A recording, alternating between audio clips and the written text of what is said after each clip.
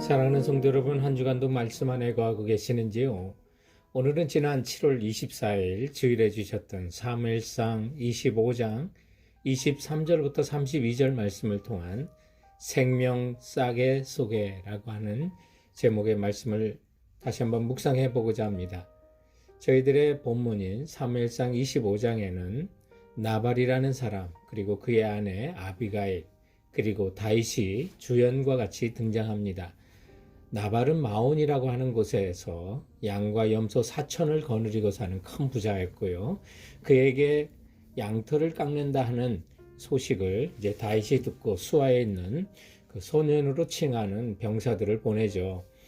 양털 깎는 날은 이 목축업자들에게는 축제의 날이고요. 이웃들에게도 잔치를 베풀고 풍족하게 나눠주는 관습이 있는 그 사회였는데, 더군다나 다윗은 광야에서 나발의 양떼를 맹수와 도적으로부터 지켜주었던 사람입니다. 그래서 일부러 25장 8절에 있는 대로 좋은 날에, 양털 깎는 날에 일부러 그날을 골라서 내 종들과 내 아들 다윗이 자신을 이제 연장자에게 겸손하게 표현하는 그런 내용인데, 당신의 아들 다윗이 주기를 원합니다 라고 하는 예의를 갖춰 요구를 했는데요. 이 탐욕스러운 나발은 이 망명 생활에 지친 다윗의 일행을 건달 취급하며 쫓아버리죠. 그래서 다윗은 분노하면서 그 집의 남자들을 나발과 함께 다 죽이겠다 하면서 나서게 됐는데, 나발의 지혜로운 아내였던 아비가일 덕분에 이제 다윗은 살생을 멈추고, 그리고 나발의 가문이 망하는 것을 피하지만 열흘 후에 나발은 하나님의 진노로 인해서 몸이 굳고 죽고 마는 사건이 본문 속에 있습니다. 너무나도 등장인물들의 모습이 대조적인데요. 이 인물을 통해 주시는 그 교훈과 사무엘상 25장 전체가 주는 그런 사건의 전체적인 교훈을 한번 찾아보고자 합니다. 생명 싹의 속에서 오늘 본문이 주는 첫 번째 교훈은 나발, 그 이름의 뜻과 같은 자가 누군가, 혹시 나는 아닌가 돌아보길 원합니다. 나발이라는 이름의 뜻은 어리석다는 뜻인데요. 성경에 나발이라는 단어가 등장할 때는 하나님을 대적하는 어리석음을 사용할 때 등장합니다. 잠언에 3번이 나오는데 모두 하나님을 부인할 때 쓴 겁니다. 한마디로 하나님은 안 보이고 자기만 보이는 사람입니다. 능력 있고 성공한 사람처럼 보였으나 이생의 삶에 집착하는 사람들의 전형적인 모습이라고 볼 수 있죠. 3절에 보면 그는 완고하고 행실이 악했고요. 17절에 불량한 사람이었고요. 그래서 다윗이 나발에게 음식을 좀 구할 때 나발의 대답이요, 10절부터 11절에 보면 다윗은 누구며 이새의 아들은 누구뇨? 내가 어찌 내 떡과 물과 내 양털 깎는 자를 위하여 잡은 고기를 가져다가 어디서 왔는지도 알지 못하는 자들에게 주겠느냐 하면서 말끝마다 내 떡, 내 양털 깎는 자, 자기중심이고 이기적인 사람인 것을 보게 되죠. 그런데 정말 다윗이 누군지 몰랐을까요? 알았습니다. 이새의 아들인 것도 알았고요. 그리고 10절 하반절에 보면 다윗에게 주인에게서 억지로 떠나는 종이 많다는 말을 통해서 지금 나발은 다윗이 사울에게 정말 쫓기고 있다는 그런 것을 알고 있었던 사람입니다. 한마디로 다윗을 잘 알았고 의도적으로 거절하고 무시했던 걸 보게 되는데요. 사실 돌아보면 나발은 일생일대에 가장 좋은 기회를 맞았던 건데 놓친 겁니다. 불과 얼마 뒤면 다윗은 이스라엘 왕으로 오르게 되고요.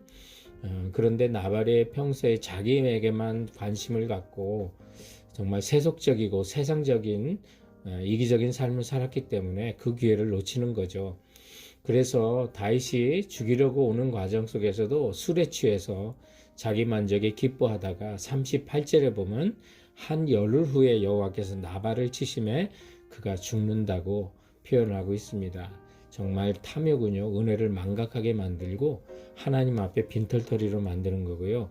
성경에 보면 악인의 형통을 부러워하지 말라고 했습니다. 성도 여러분, 정말 세상에 부자 같은 사람도 하나님을 인정하지 않고 자기만 한다면 풀의 같이 꽃과 같이 쉬이 사라질 것입니다. 그러므로 재물에 소망 두지 마시고 오늘도 우리의 영혼을 가꾸시고 하나님의 은혜와 구원의 은총을 바라보는 지혜로운 자들이 되길 바랍니다.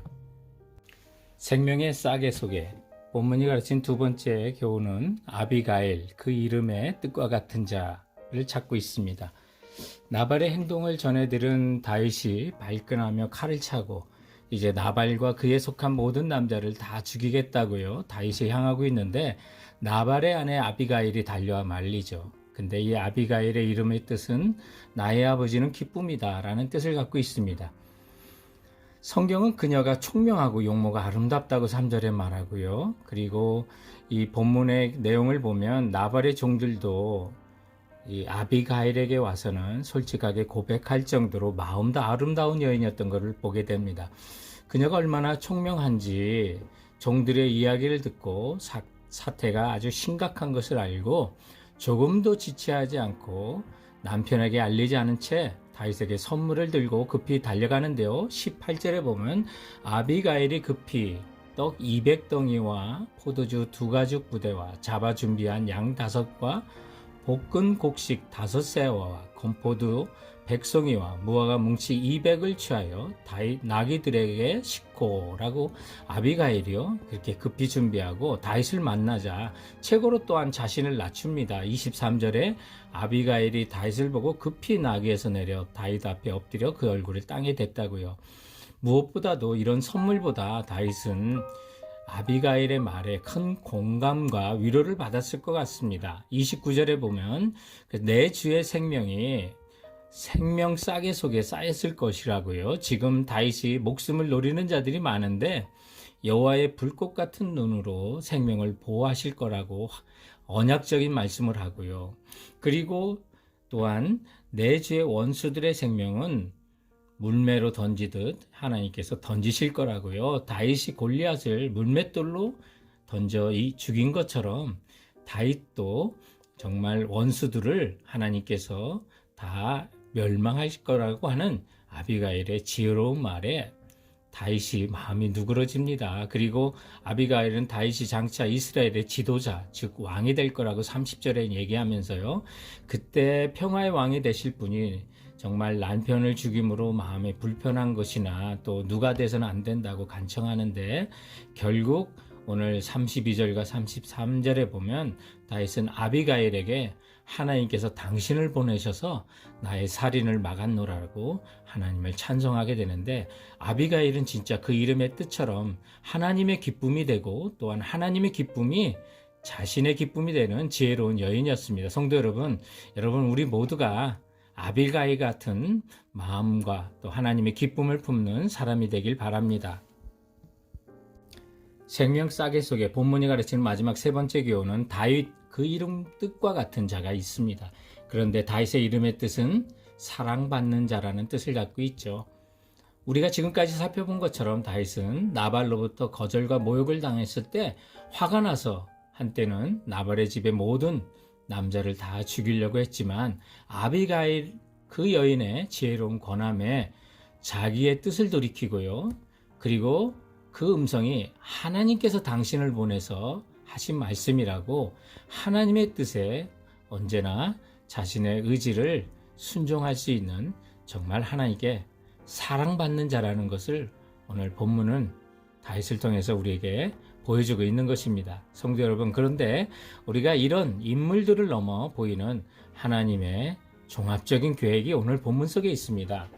그래서 단순하게 나발이나 아비가일 또 다윗을 넘어 오늘 이 본문은요, 환난과 고난 속에서도 다윗의 왕국이 이루어지고 있다는 사실을 보여주는 거죠. 성경은 하나님께서 우리를 구원하시는 역사입니다. 다윗의 후손 예수 그리스도의 세계가 어떻게 이루어지는지 그 하나님의 계획, 그것이 이루어진 것과 또 앞으로 이루어질 것을 보여주는 것이 성경입니다. 그러므로 다윗은 예수님의 완전한 모형이십니다. 사랑받는 자라고 했는데 마태복음 3장 17절에 보면 하늘로부터 소리가 있어 말씀하시되 이는 내 사랑하는 아들이요 내 기뻐하는 자라고요. 예수님도 하나님의 사랑을 받았는데 다윗이 그 모형으로 보여준 거고요. 그렇다면 진짜 나발은 어리석은 자는 누구냐면 시편 14편 1절에 어리석은 자는 그 마음에 이르기를 하나님이 없다 하는도다 라고 했는데 여기 쓰인 어리석은 자가 바로 나발입니다. 그래서 예수님을 믿지 않고 이 생의 소망만을 두고 사는 사람, 진짜 그 사람들이 나발이고 아무리 부자라도 어리석은 자라는 사실을 보여주는 것이죠. 오늘 본문에 아비가일이 다윗에게 한 행동은 우리가 예수님께 해야 할 행동을 보여주고 있는 겁니다. 28절에 보면 주의 여종의 허물을 사하여 주소서, 여호와께서 반드시 내 주를 위하여 든든한 집을 세우리라고요. 다윗이 장차 왕이 되고 왕국이 세워질 것인데 내 죄를 용서해달라고 하는 것이 우리가 주님 앞에 간구해야 될 음성을 보여주는 거고요.